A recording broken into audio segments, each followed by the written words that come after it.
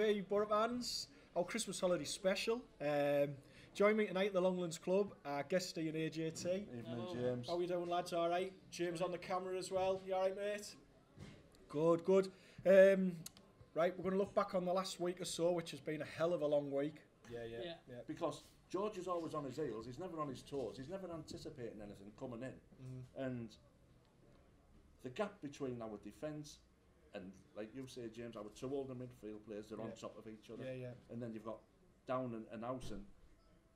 Absolutely. But the first intention is to get the ball wide, and it's not working. It could work if you had the right players in that formation, but they're not there. They certainly weren't put there yesterday. Even if you got two up front, our midfield's that deep, they can't get past Hugo or a Sombalonga. They're that deep, they've got that much yardage to make up, and it's just absolutely, it's dreadful. And I'm doing my best not to swear, James. So I feel free now. I mean, like I say, I don't think it's any surprise. In the last 10 home games, we've scored 5 goals. And only Bolton have scored less goals at home than us this season. And Bolton are in the bottom 3. That's where was our fear for us. If we keep going the way we're going, our fear, that's where we could end up. Well, I don't think not so much in the bottom 3, but down there. But I just there is a danger, and I hope I'm wrong. There's a danger that the season could drift, and we could end up mid-table this season. It's just the way it's looking. I come out on Saturday and I thought to myself, we aren't going up if we keep playing like that. You can't say we're gonna be competing with the likes of Norwich and West Brom and Leeds when you play like that. When you've got Norwich coming back from 3 goals down, Leeds when you've got Leeds twice in a week. Coming from losing positions. West Brom was smashing bloody West Brom 4-0 the other week, and then they come back over 50 goals this season already. And they're not even in the top 2. So we are light years away from them. To say we're 5th, I can't even remember who was 4th now. Who's gone? Sheffield United have gone above us after above yesterday. us, you know what I mean? And it's absolutely.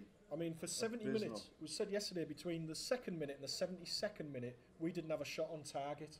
Against Sheffield Wednesday, joint worst defence in the division. 70 minutes without a shot on target. After the game, then Tony Pulis, and I was amazed when I heard this, said we had 30 crosses into the box yesterday. Now I'm struggling to think, because not one point during the game did I feel as though we were putting them under pressure where they looked like they were wobbling. I thought a goal's going to come in a minute. I thought the first 10 minutes looked a little bit. Well, I said the game ain't great now. I said, like you say, I said to the guy sat next to me, I said, this is our best start at home for weeks. Then the ball went out. It went out to play for a throw in to Sheffield Wednesday in our own half, up the north end, up near that. And you just knew then they were starting to run out of ideas then about the 15th, 20th minute. Then they go score a goal.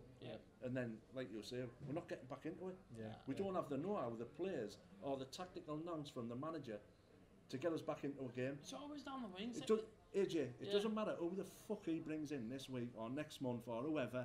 They've got to play the Pulis way, and it's going to do that side. Them players no good. That's why we didn't sign no one in the summer, because of the manager, because of the way he plays football and the way he flogs them to death. Well, we've said the players you're buying, players that don't get a look in, but can't wait to get started under the Pulis. If he just totally went against his principles on Saturday and went 4-3-3 or 4-4-2 with Walker up front, with Young Wood at the back. If he totally went against all his principles and put out a team that's going to entertain you, Spencer, that's going to entertain you, and you stand there feeling proud that they're Boro players, you wouldn't give a toss. You wouldn't give a toss. I think as Boro fans, we've supported them long enough. We're not a club that expects to win week in, week out. We're not feeling as though we're entitled to success. We've seen our team lose its fair share of games down the years, but there's a way you lose games, isn't there? That doesn't seem to be happening. It's one of them that when you pay your hard-earned money every week, you want to see a performance for your money. If you're going to charge someone 35 quid to sit in your main stand, I'm sorry, but that performance yesterday was not justifiable. A 35 quid, was it? No. Do you know what I mean? And then the Burton one's 15 quid for the paying person. Howson tried to take the bull by the horns. He actually was getting the ball and running, but he's just running up his own backside. He's running by himself, You could feel his frustration. He was just running to try and fill that space. But I don't know how many times we've said this season, have we? When Tav and Wing come on, all of a sudden you've got players who've got the inclination to move forward, look forward, try and pick a pass going forward, not sideways or backwards, and running with the ball, trying to commit the defenders. How many variations did we have on a sideways pass on Saturday? Yesterday. There was the floated one, there was the skiddy one along the floor, outside of the boat, inside. How fucking sideways? That's all I'm not knocking the bloke, because that's what he's there to do. That's his position. Yeah, but sideways, and then he goes up and comes back. Surely, he's got to lift his head up now and again and see what's forward for him. You know what I mean? Yeah. And the amount of times the Somberlong was shown, and we can see the gaps where we sat. Yeah. But oh no, I'll give it back to Ayala. I'll pass it sideways to Besic. Yeah. That's my criticism, because he doesn't lift his head up. Yeah. I mean, after the game as well, Tony Pulis also mentioned that he feels we've got the problems in the final third of the pitch. Personally, I think we've got problems right across the pitch, not just the final third. What do you lads think? Do you think that's... I just think teams come here and we're so simple to break down. It shows yesterday, one ball over the top in the rain, back of the net. Yeah. When the likes of Aston Villa came in, Balassi, you go on our wing. We haven't got a right back. Did you see where Adam Reach run from to get that ball, and then to put it through? When you see it, it looks a good goal from the south stand. Yeah. But when you watch it, what's Randolph doing? What was Randolph doing? I've not seen it back. He practically was on the goal line when he squeezed it in. Yeah. And he was at a tight angle as well. And he still had the goalkeeper to beat. Yeah. And then Randolph's giving it that to his centre halves or whoever. It was a long. It's just a straight ball over the top. Just a straight ball. And he started running and he ran past our midfield and our defence, and he was the first man to the ball. Yeah. Well, that's what I'm saying. It's so easy, but it's just toxic. And Pulis can't be stood there yesterday and thinking, well, it's one of them. Surely he can hear them boos and think, right, purely it's me. Yeah. It's me, the coach and stuff. No, but he's saying he accepts the boos off the fans. But they all say that, don't they? He says he can feel the fans' frustration. No, he can't. He doesn't know how we feel. He's been here 12 months. Yeah. You know what I mean? He doesn't know what's hurting our eyes. Because what he's seeing, it's his team. Yeah. And he's not going to criticise his own team and say they deserve to be bowed, is he? You know what I mean? Well, today, lads, I hope this is making everyone feel a lot better. We've been linked with Raj Van La Parra. I don't know about Raj Van La Parra. I think there was about 28,000 Rajed Boro fans in that crowd yesterday. So we've been linked with a player who's not played any football since October. Yeah. Meant to be signing in the next 24 hours. Don't want to put the lad down. He might be a great signing. He could be a really good signing for us. But do you think this is a way of trying to appease Boro fans and deflect attention from what happened yesterday? Or I can't understand Gibbo. I don't know what his thinking is, his logics, because we still have the remnant of Karanka's squad still in our first team. And Pulis' contract's up in June or July or whatever, and he's going to give him a war chest in January, and we've already getting this first signing, this La Parra.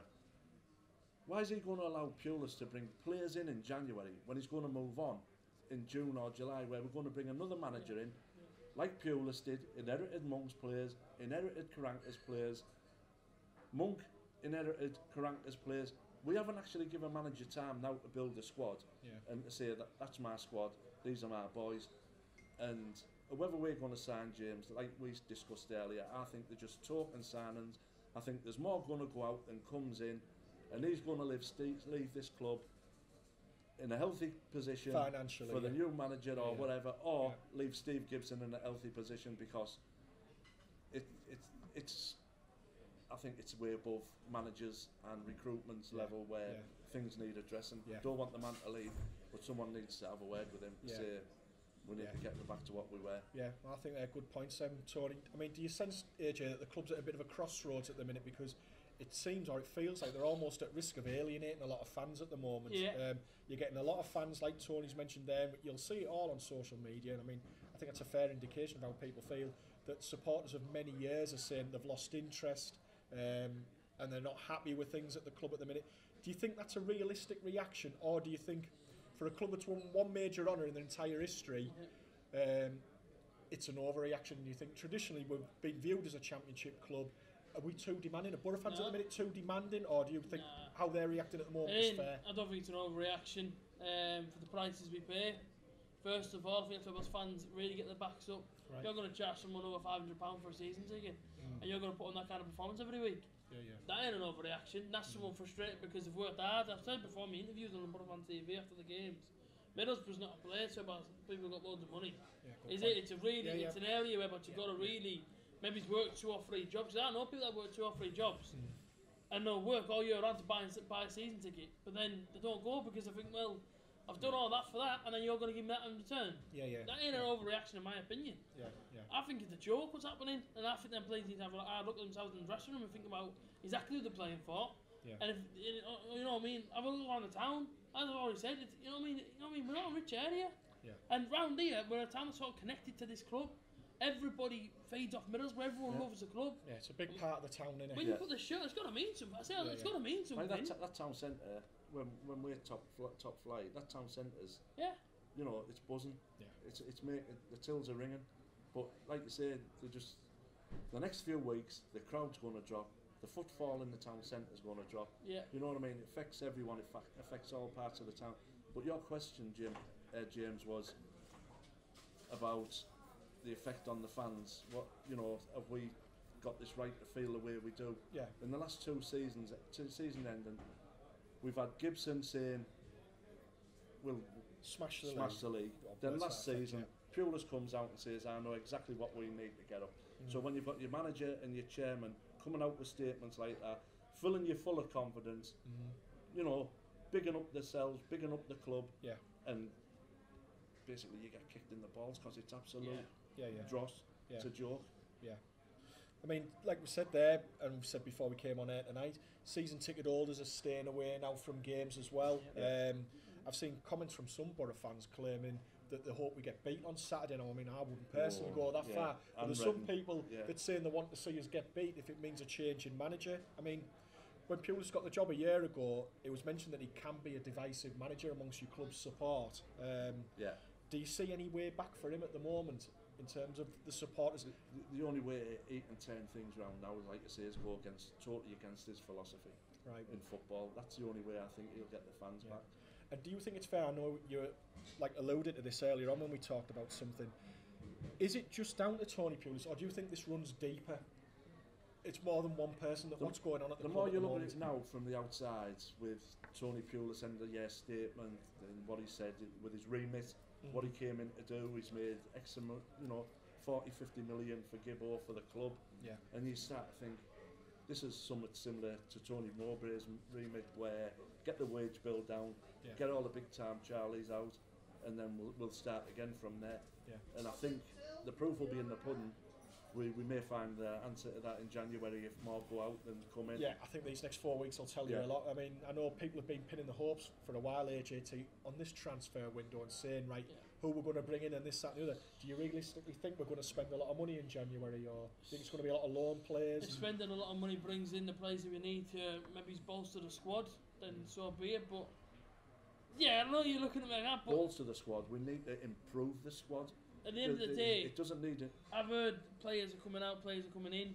The players we've heard that are going out, there's one name that, to me, I think... The Somberlonger's going by. Right, if Randolph goes, that's the biggest mistake we could have made. Biggest mistake he could have made. And that, if he thinks that's going to get the fans back, he needs to give his head a serious shake. You're going to get rid of Dan Randolph, regardless of his wages. He's a fan's favourite as well as anything. And he's he's an underrated goalkeeper in this league. He's won us a lot of points so far this season as well. Who are you going to bring in for him? Andy Lonergan. So you're going to stick Demi and Andy Lonergan between the sticks and say, don't worry. But you know what I mean? If you're going to go out in January, you've got to go and get talent, but at the same time, who's he going to be able to recruit? That's half decent in the Championship or in the Premier League to say, look, and if you're in the Premier League, you've got to give that player something to make him drop down. So what are you going to say to him? Come down in 6 months' time and be in the Premier League. Can you see us go and sign another 15 million striker, another 10 million striker? Nobody wants to come.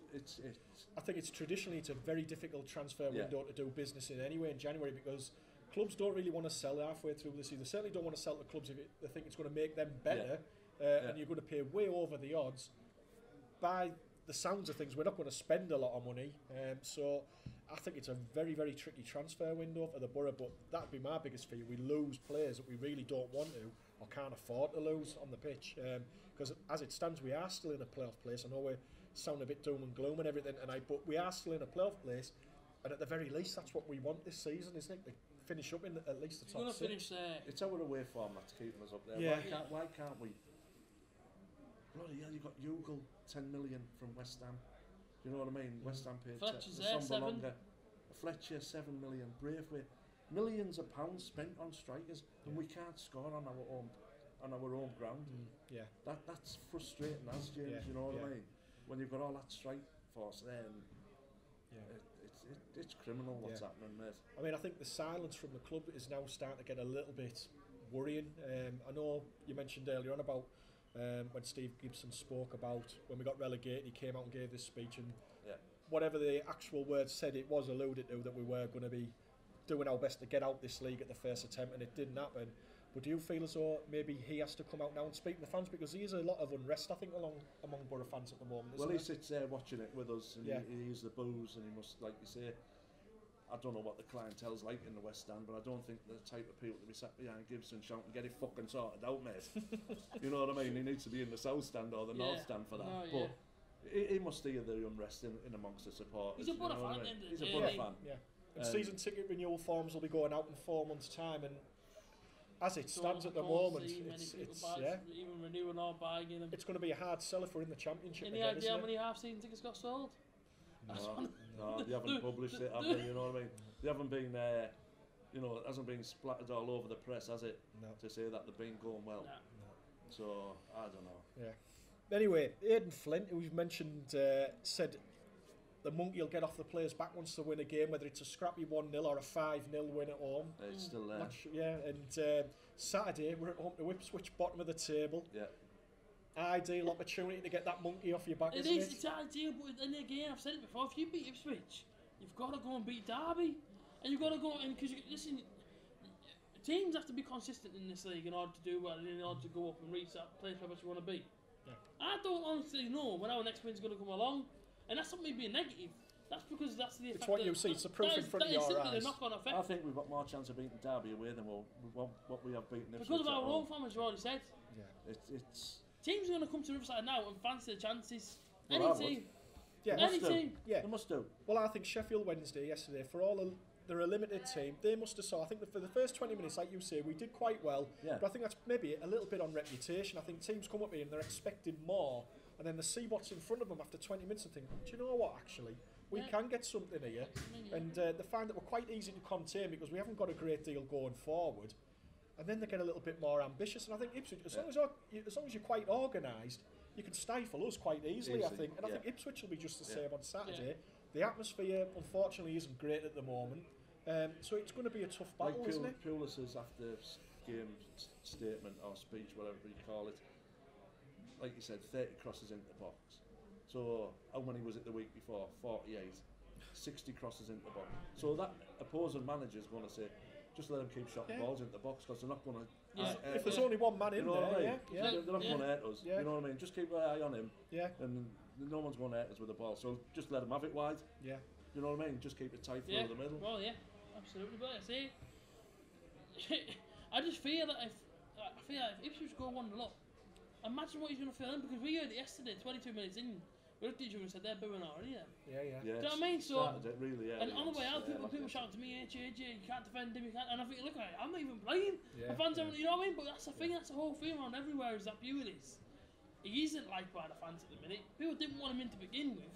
And you're not making your job any easier for yourself, regardless if he's going to go in the summer. Yeah. Well, at this moment in time, you've got to concentrate on trying to make us a better team and try and get the fans on his side. I'm coming down with your daft Eric Cantona statements about smile if you lose. You're not going to get me smiling if we lose. You're going to make me get really angry. Yeah. At the end of the day, Ipswich are bottom of the league, right? They've got to get a win from somewhere. Their fans are a bit like us. You know what I mean? When's the next win going to come along? You're telling me now their fans will come up here on Saturday thinking, you know what it is? If we can all just soak up whatever they have in the first half, second half they hit us with a goal and they get another one. 3 points, done. I think it's key to getting the team selection right on Saturday, isn't it? Like you say, Ipswich, look what they wished for.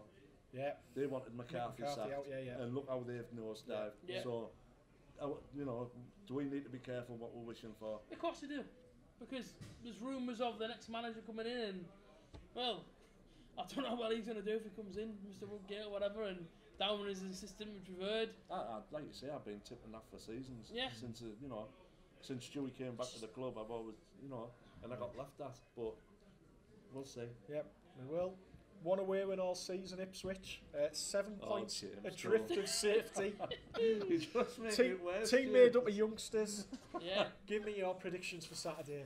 Is that kid still there from Chelsea? Shalba? Yes. With the orange hair and the blonde down the other side. Yeah, he's not. Listen, I'll be honest with you, Saturday, I don't want to go into a lecture like I always do, but if we don't score first, I can see it being a long afternoon. It's going to be an edgy afternoon. I'll be honest with you. You can see now why we've held that record for so long, James, can't you? Which We score first and we don't get honestly, beat. Yeah. Because it's very rare we don't I'm score. going to go Yeah. 1-0. I'll go 1-0, and I don't know which way, but I'm going to go 1-0. Because I just fear that if we don't get that early goal, and it goes to the 60th minute onwards, and they grow in confidence, they could take a 1-0 win. Yeah. If we scored early, we could beat them 3-0, but it's the Boro. And when was last time we scored 3 at home? You know what I mean? That sort of thing. So we need the players to put faith back in the fans, and the best opportunity to do it on Saturday. Yeah. Say 1-0 for me. Oh well, look, if Pulis can't get these up for a home game against Burton Albion, if he can't get them up for a home game against the worst defence in the league, Sheffield Wednesday, he's going to struggle to get them up against bottom of the league, Ipswich. So I'm going to go 0-0, but I fear the worst for Saturday. Yeah. I really fear the worst.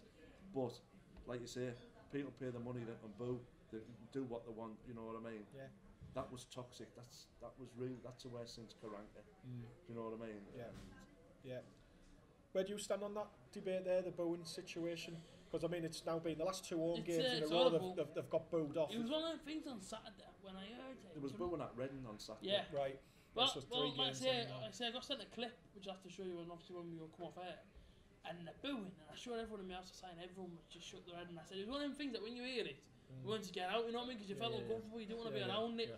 And when at 90 minutes hit, and they all sat, and I thought, this is. I looked over Pulis and the players, and I'm thinking, this is all down to you. I saw Best didn't even clap no one. Best was straight on the tunnel, and I thought, this is directed what at everyone. What effects that booing having on the likes of Tavernier, on wing, on Walker on the bench? You know what I mean? There's young kids down there, and their team's getting booed.